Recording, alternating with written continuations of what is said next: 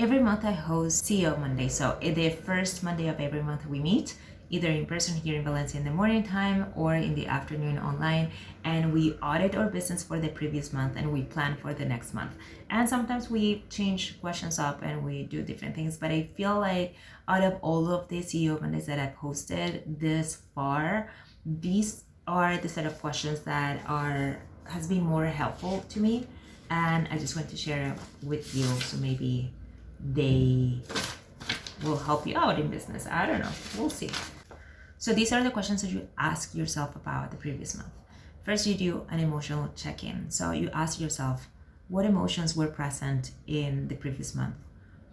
What felt heavy, like something that you kept avoiding?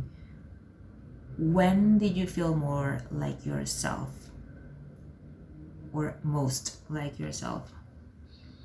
And you write it down like a journal, right? Then you ask yourself, would you a little fears inventory. So I want you to write down what fears popped up when it was about promoting something or promoting yourself. For example, I wrote down in this case fear of failure, of exposure, of being too greedy. What fears popped up when you had money coming in, and what fears came up when you had no money coming in? What fears came up when you started feeling more visible? So when people started interacting with your content, for example, came up to you at an event and you felt those eyes on you, what came up for you? And then you ask yourself, are these fears true? Maybe it feels like it is, maybe it doesn't.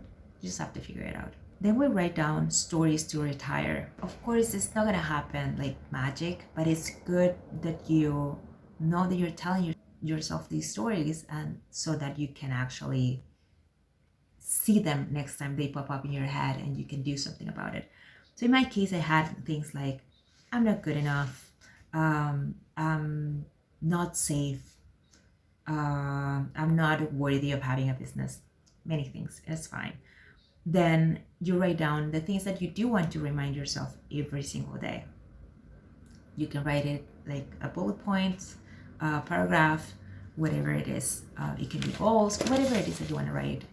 Things that you want to remind yourself, things that you accomplished, I don't know, whatever makes you feel better that you want to be reminded of every day. Then we do an energy audit, and we do it in 4 categories, so to speak.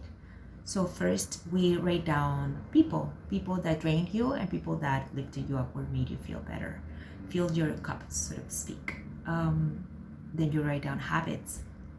In my case, for example, exercising makes me feel a lot better. And then there are things that just drain your energy.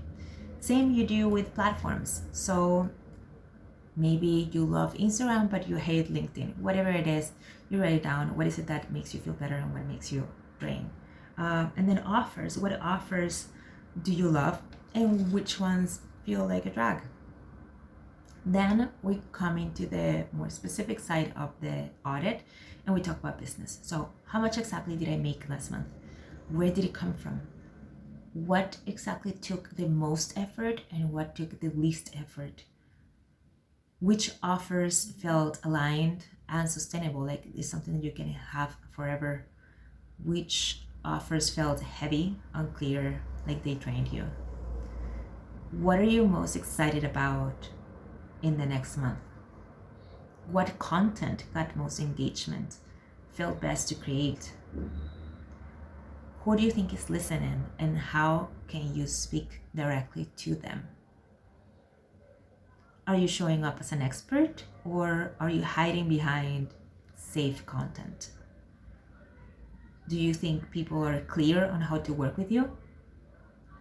Is your content leading somewhere? Is it just floating around? Where are your potential clients hanging out at? And then finally, we go into the reset stage and we think about what is the core income focus for the next month.